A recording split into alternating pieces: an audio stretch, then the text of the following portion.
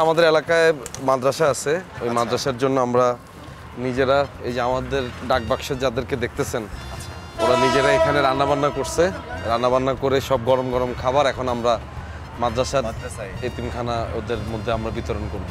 এতিম যারা আছে তাদের মাঝে চলেন যাই আমরা। চলেন।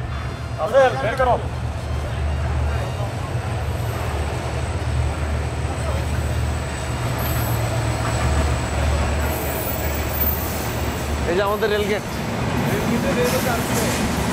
এই জায়গাতে আমার অনেক স্মৃতি এখানে।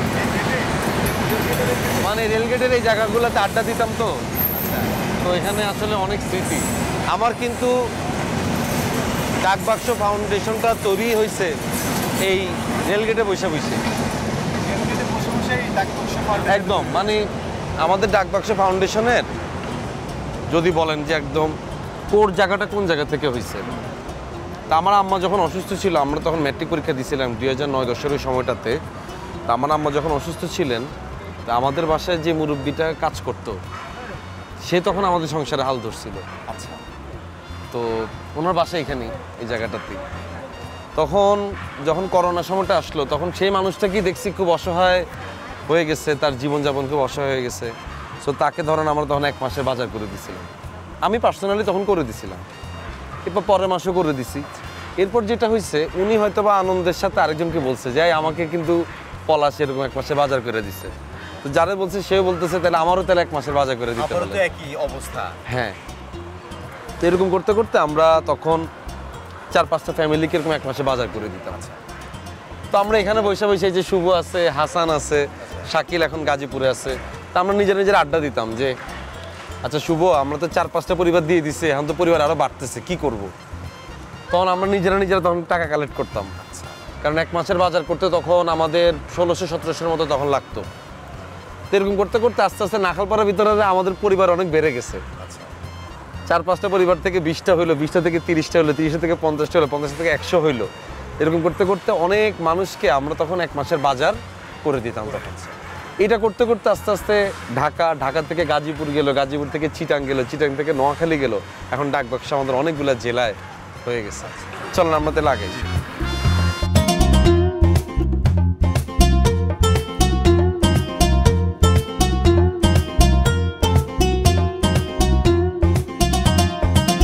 প্রায় 2 বছর পর আমি একটা ফিকশন বানাচ্ছি। লাস্ট বানাইছিলাম মানে 2 বছর হয়েছিল ভাই। তো আপনাকে দেখেছি গত বছর। হ্যাঁ, মানে ফিকশনের কথা বলতেছি। ফিকশনটা 2 বছর পরে কারণ হয়েছে ভাই, একটা ফিকশন বানাইতে গেলে আসলে একটু সময় লাগে।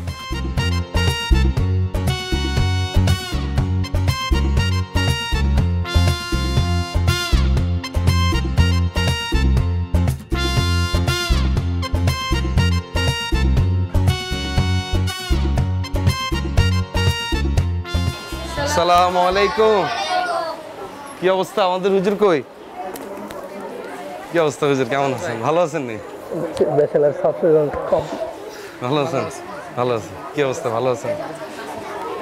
ইমদাদ ভাই, আমাদের এই হচ্ছে পুরাইয়া, এই যে আমাদের হুজুরেরা আছেন, ওনারা সবসময় আমাদের সাথে একটা যোগাযোগ থাকে এবং এরা একদম ডাকবাক্স ফাউন্ডেশনের শুরু থেকেই ওনারা আমাদেরকে সাপোর্ট করে। এখানে রেখে দেন। শুরু থেকে ওনারা আমাদেরকে সাপোর্ট করে। আমরা যতগুলো কাজ করছি, আমরা এই পর্যন্ত অনেক ইফতারের টাইমে অনেক মসজিদ, মাদ্রাসা, এতিমখানাগুলোতে আমরা ইফতার দিছি। এবং আমাদের কমন যে কাজটা সেটা হচ্ছে যে আমরা 1 মাসের বাজার করে দিই আর কি, অনেকগুলো পরিবারের। আচ্ছা, এবং পুরোটা আসলে আমার নিজস্ব ফান্ডিং থেকেই হয়, আমার ইনকামের টাকা থেকেই আমি এই জিনিসটা করি এবং এটা অনেক বছর ধরেই হয়ে আসছে। 2019-এর শেষের দিক থেকে মূলত এটার কার্যক্রমটা শুরু হয়েছে। বললাম না, যেদিন থেকে আমি খালাকে যেদিন দেখলাম, উনি আসলে বলতে গেলে স্টার্টিংটা ওনার হাত ধরেই হয়েছে। ঈদের মধ্যে কোনো প্ল্যান আছে কিনা? ঈদের মধ্যে তো ভাই আমরা দিই, ধরুন আমরা নোয়াখালীতে অনেকগুলো পরিবারকে আমরা ঈদের বাজার করে দিচ্ছি। অনেক পরিবার, মানে আমি আসলে এমন একটা অবস্থা হয়ে গেছে এখন, আমরা আসলে সংখ্যা এটা আসলে নির্দিষ্ট থাকে না। ধরেন আমরা প্ল্যান করছি 100 জনকে দিব, যেতে ধরেন আরো 50 জন বেড়ে যায়, চলে আসে। আপনি মানাও করতে পারবেন না, যে সিচুয়েশন আপনি আসলে এখানে কাউকে মানাও করতে পারবেন না, এই ধরনের একটা সিচুয়েশন তৈরি হয় আর কি। ওই জায়গা থেকে এটা আমরাও দোয়া করি আসলে এটা আরো অনেক। চলেন আমরা আজকে বসি তাইলে। হ্যাঁ,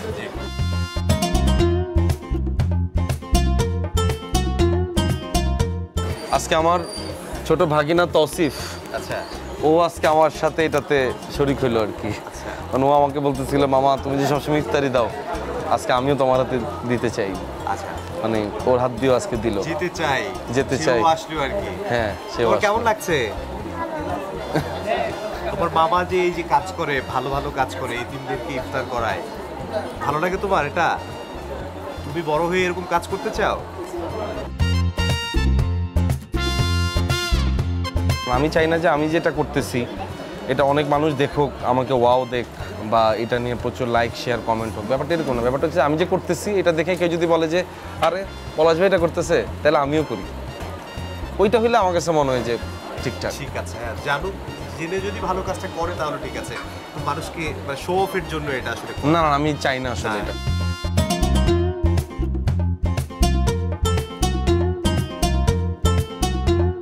তো আমি চিন্তা করি এই যে আমার একটা ফেসবুক পেজ আছে, এই যে এত মানুষ ইন্টারাকশন এই জায়গাটাতে আছে, সো এই জায়গাটাতে আমি কিভাবে এটাকে কাজে লাগাতে পারি সেই ধারণা থেকে মূলত আমার ব্লাড ক্যাম্পেইনটা আমার পেজ থেকে আমি করি।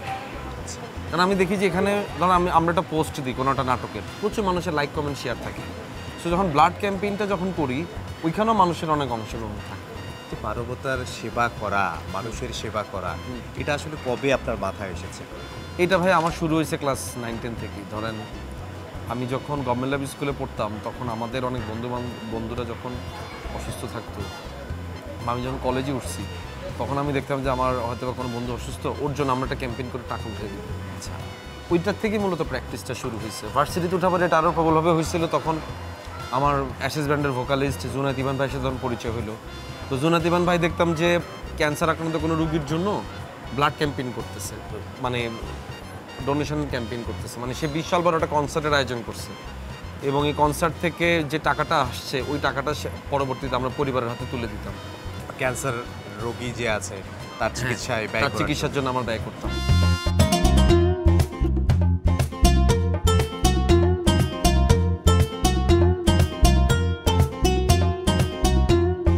ভাই কি অবস্থা? ভালো আছেন? আমাদের অনেক কাছের একজন মানুষ, আমার অনেক কাছের বড় ভাই, মানে ছোটবেলা থেকে বেড়ে ওঠা দেখছে আর কি। আচ্ছা, ওনারা বললো একটু আগে যে নাখালপাড়া এখনো পয়দা দিছো। সবাই আসলে নাখালপাড়ার মানুষ নাখালপাড়াই থাকবে, ছেড়ে যাচ্ছে না। আচ্ছা, উনি আমাদের আসলে বেড়ে ওঠাটা দেখছে। আচ্ছা, মানে আমরা তখন এই যে আমরা এখন যে বাড়িটা, আমরা কর্ণফুলির দিকে যাইতেছি, কর্ণফুলি হাউসে, হ্যাঁ পুরোনো জায়গায় যাইতেছি। ভাই যে আগে দুষ্টু ছিল, এখনই কি ওরকম দুষ্টু আছে? এখন একটু কমছে, এখন একটু জায়গায় আসছে না। আচ্ছা, এখন আস্তে আস্তে এটা একটু পরিবর্তন হচ্ছে না। ছোটবেলা অনেক দুষ্টুমি করতো না? ভালো থাকবে।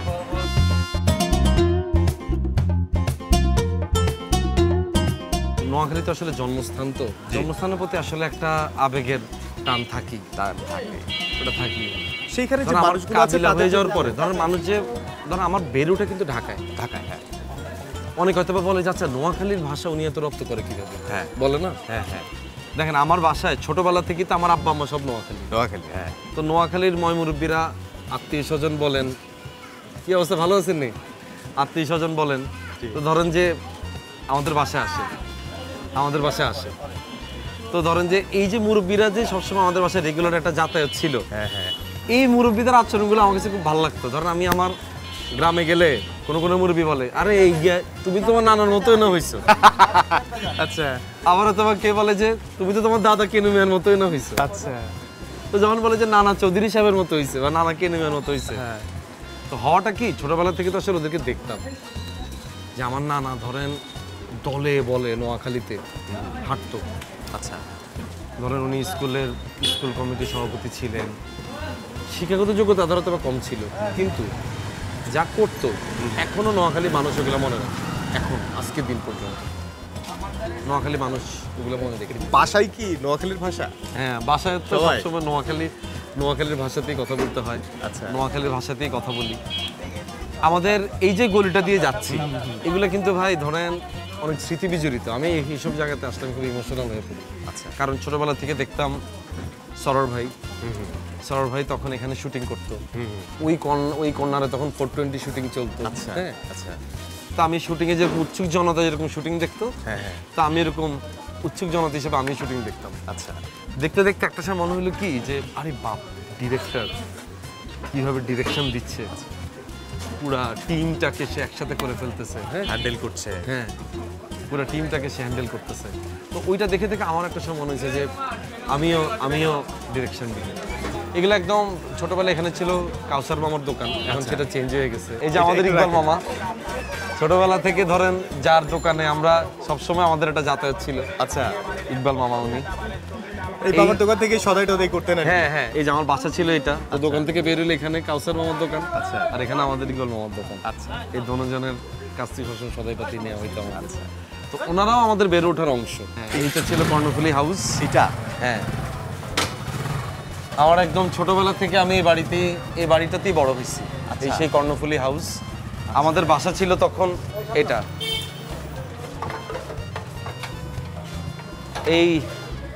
এই নিচতলার এখানেই ছিল আমার বাসা। আচ্ছা, এখানেই আমার বেড়ে ওঠা, এখানেই আমরা প্রায় 23 বছর এই বাড়িটাতে আমরা 23 বছর 23 বছর ধরে এক বাড়িতেই ছিলাম। আহ, এই যে বাড়ির ফাঁকা জায়গাটা, এখানে একটা আম গাছ ছিল, এখানে একটা জাম গাছ ছিল, এই চেঞ্জ। আর কোনো এই ফাঁকা জায়গাটাতে আমি খেলতাম। এখানে খেলতেন? হ্যাঁ, ছোটবেলা? হ্যাঁ, এখানে সোহান ভাই, সজিত ভাই ওরা ছিল। আচ্ছা, এখানে তখন একটু টুকটাক খেলাধুলা করতাম।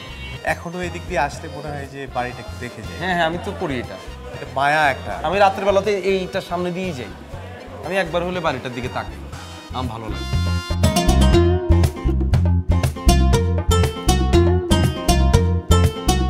যেটি বলছিলেন যে সারোয়ার ভাই যখন শুট করতো এইসব হ্যাঁ, জায়গায়।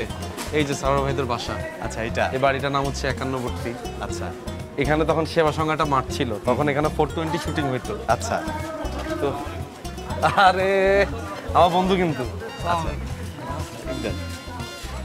পরে হচ্ছে যে ভাইয়া এখানে একটা সেবা সংঘের মাঠ ছিল। আচ্ছা, এই মাঠে কিন্তু সরবের প্রচুর শুটিং করছে। এই মাঠে? হ্যাঁ, এখন এটা অর্ধেক হয়ে গেছে।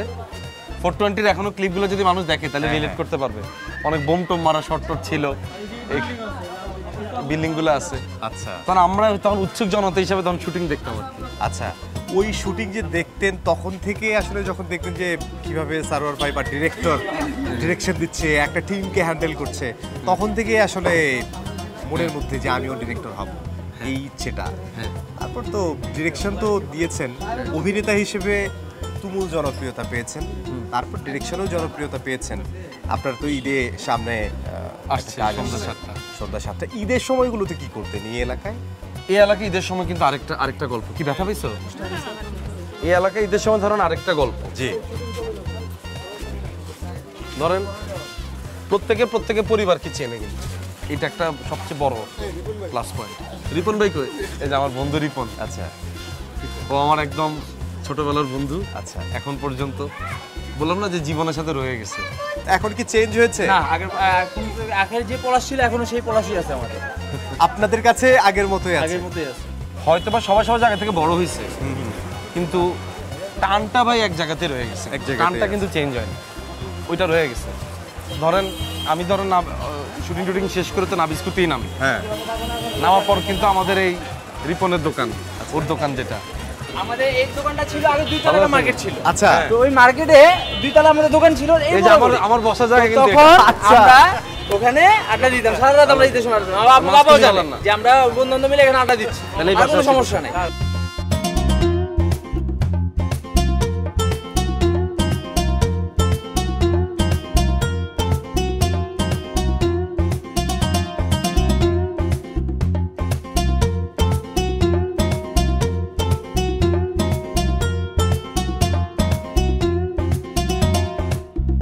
তো সর্বোপরি এই হচ্ছে আর কি ভাই জীবনযাপন।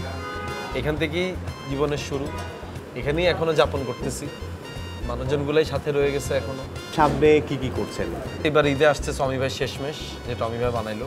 শেষমেশে আপনারা অন্যরকম একটা পলাশকে দেখতে পাচ্ছেন, এবং মিঠু আপা ছিলেন, আমাদের ইভানা ছিল, আর আমি বানাইলাম সন্ধ্যা 7টা। এবং ঈদের পরে আসতেছে আমাদের ফিমেল 4।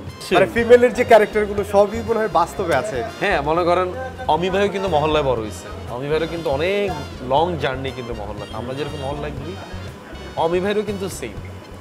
সো তার কাজগুলোতে আপনি দেখবেন ওই ব্যাপারটা আছে। কোনো চমক আছে?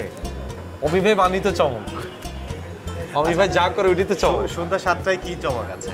সন্ধ্যা 7টার অনেক গুরুত্বপূর্ণ একটা অংশ হচ্ছে আমাদের অমি ভাই। অমি ভাই কেন সিনেমা বানায় না বলেন তো? অমি ভাই হয়তো খুব শীঘ্রই বানাবে। এক্সক্লুসিভ কোনো জিনিস নিয়ে সে আসতে চায়, যেমন অসময় অমি ভাইয়ের প্রথম ওয়েব ফিল্ম। প্রথম ওয়েব ফিল্মে কিন্তু অমি ভাই পুরো দর্শক মনে জায়গায় করে নিচ্ছে। সে অমি ভাই যখন একটা সিনেমা করবে তখন দেখবেন এটা আপনার কাছে মনে হবে ওয়াও। তো সব কিছু মিলে এই হচ্ছে আমার নাখালপাড়া, এই হচ্ছে আমার ডাকবক্সে ফাউন্ডেশন, এই হচ্ছে আমার বন্ধুরা যাদেরকে আপনারা দেখলেন, এই মিলেই জিওলক পলাশ আপনাদের কাবিলা। শুধু কাবিলা না, ড্যান্সার শাহ আলম, ড্যান্সার